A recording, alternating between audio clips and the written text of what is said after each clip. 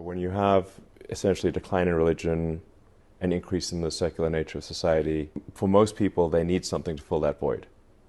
And so they adopt a religion. It's not called a religion, but effectively like woke, the woke mind virus. Yes. It takes the place of religion. Yes.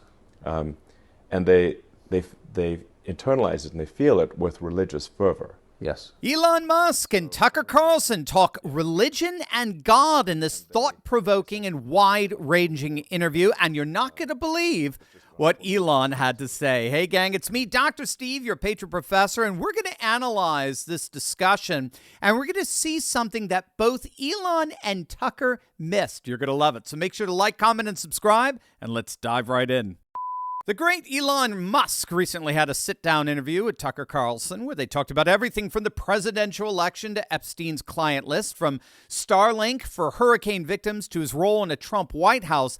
But at one point in the interview, they got into the rise of the woke mind virus and the reasons why this ideological insanity has seized our cultural institutions. Part of it, I suppose, is sort of the decline of religion. So, as the saying goes, nature abhors a vacuum. So when you have essentially a decline in religion, an increase in the secular nature of society, for most people, they need something to fill that void.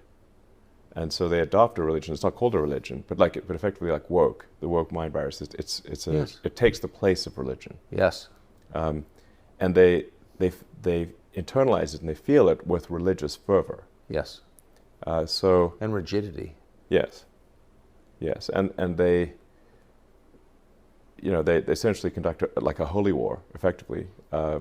It's just not called a religion, but it is a religion, sort of a woke holy war. And they're highly resistant to change, as is normal for religions. Now, what Elon just said there is actually an echo of what Joel Kotkin of Chapman University calls Neo-feudalism, which refers to the various ways in which our society is reflecting a new kind of caste system similar to what we had in the Middle Ages. So, for example, today, like then, you have an astonishing concentration of wealth and power where very, very few people control pretty much everything. So 5 years ago, about 400 billionaires owned half of the world's assets. Today, that number's dropped to just 100. But next to that, we're seeing today the rise of a comparable kind of religious fundamentalism. Now, of course, the fundamentalism we're seeing today is in the insidious form of what's technically referred to as cultural socialism, but what we more commonly refer to as wokeness.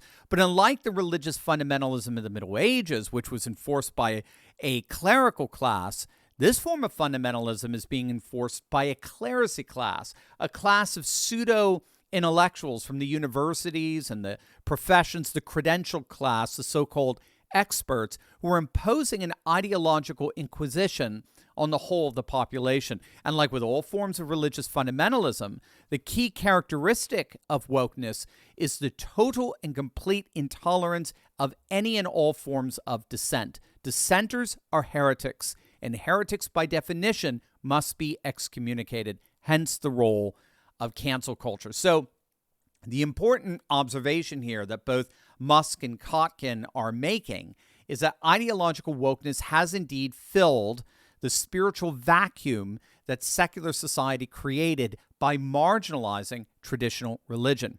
But it's what Musk said next about God and Christianity that's perhaps the most surprising observation of all. War, hurricanes, inflation, with all of the uncertainty and insanity surrounding us in the world as a whole, there's never been a better time to secure your finances with the timeless value of gold and silver. And so that's why we have as one of our wonderful friends and sponsors, the amazing company GoldCo, because they're patriots just like us who want to help and guide you into getting into precious metals completely tax-free and penalty-free. In fact, if you click on that link below right now, you can get your very own absolutely free gold and silver kit. It's an amazing free resource that shows you step-by-step how to get into precious metals, even if your money's still in a retirement account like an IRA or a 401k. And again, just to show you how awesome the patriots over at GoldCo are, the best part is that you may actually already qualify to get up to $10,000 $10,000 in free silver. You heard that right, $10,000 in free silver. I told you they're the best, so what are you waiting for? Get in on the action by clicking on that link below or going to turleytalkslikesgold.com and get your free gold and silver kit today. Now, for myself, I sort of see myself as a sort of engineer, physicist. For me, I'm culturally Christian. I grew up Christian. I mean, I was Anglican, was baptized. I went to Sunday school. Yeah. Do you believe there's a power higher than people? Yeah. I mean, yeah. I mean, I think there's a lot we don't know. We don't know, why does reality exist? Where did it come from? Where are the aliens? But to the question of a power beyond people, beyond our consciousness, a creator, where are you on that? Well, we must have come from somewhere.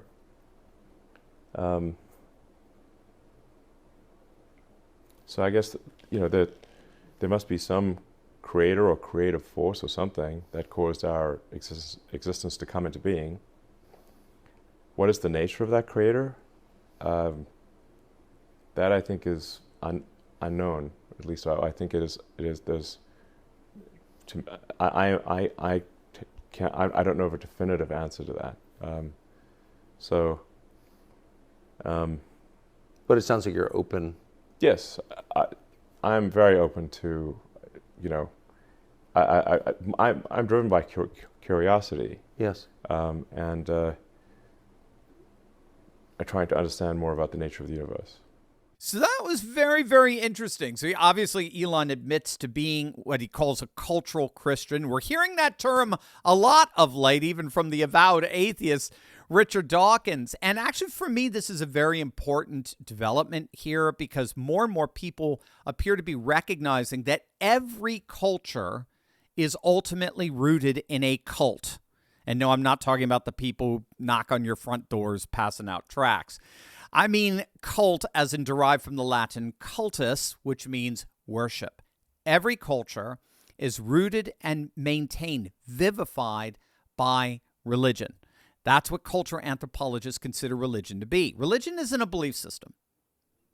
Religion isn't a set of doctrines. Religion isn't a personal private faith.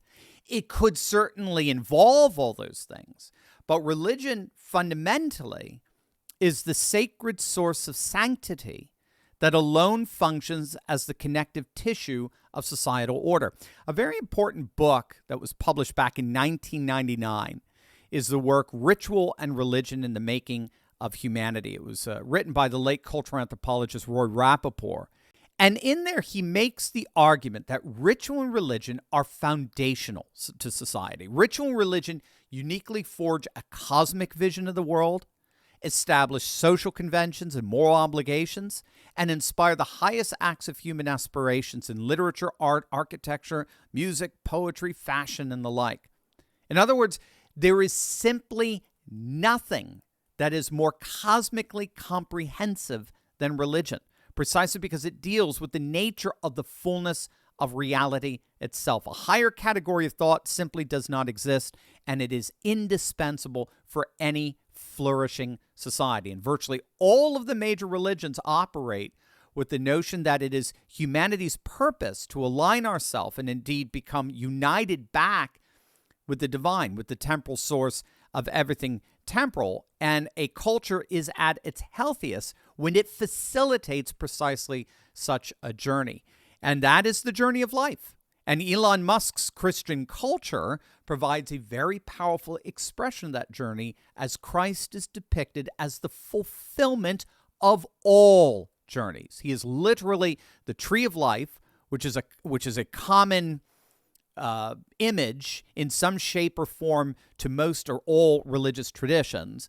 Christ on the cross is the tree of life restored to the cosmos and thus the fulfillment of all of our highest aspirations. Now, what's so interesting here is that at one point in the conversation, Tucker and Elon go way beyond wokeness and start naming names with regard to Jeffrey Epstein and his sordid list of all too willing participants in his debaucheries. Take a look at this. When are we going to see that list, do you think? I don't know. It's mind blowing that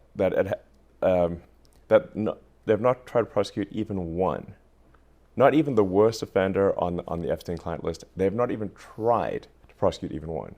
That's insane.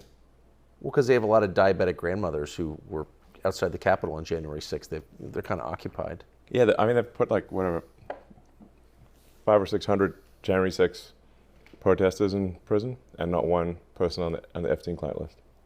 Will that ever come out, do you think? You know, I think part of why Kamala is getting so much support is that if Trump wins, that Epstein client list is going to become public. Yes.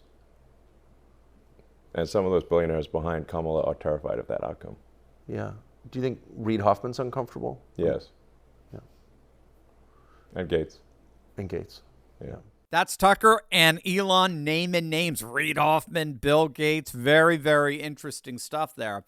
But what's so interesting here is I think it's a direct application of Elon's comments about the horrific consequences of the vacuum left from the loss of religion. You'll note that both Tucker and Elon recognize that while J6ers were being prosecuted to the fullest extent of the law, no one, not a single person on that Epstein client list has been prosecuted. Why is that? And why are people allowed to get away with that? You see, this is precisely where the loss of religion in our society comes in. The radical secularization of our society has actually brought about a very different conception of law. And I think that's vitally important for us to understand. As long as we were an overtly religious society, our legal system was informed by what's called the natural law tradition. All of our founding fathers, every one, were proponents of natural law. And very simply, the idea here is that human law is not invented. Human law is actually more discovered, because law already exists in the form of divine law. Human law in human societies is supposed to reflect the transcendent divine law that's revealed in nature and accessed through human reason. But in the late 19th century, as we began the process of secularization and industrialization, natural law began to wane. And in its place, you saw the emergence of what's called positivist law, or legal positivism, which argues that all legal norms are mere human fabrications. They don't reflect a transcendent obligation inherent in the created natural order. Instead, all law is invented. And it's invented particularly by what we would call the establishment, by the political or juridical credentialed class. And that's the key to understanding why J6ers are being prosecuted and the names on Epstein's client list are not.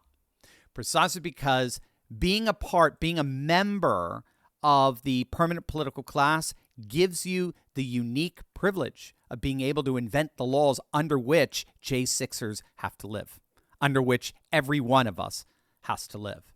You see, under natural law, everyone, even the king, was under the law because it was divine. It wasn't human. It, by definition, transcended humanity.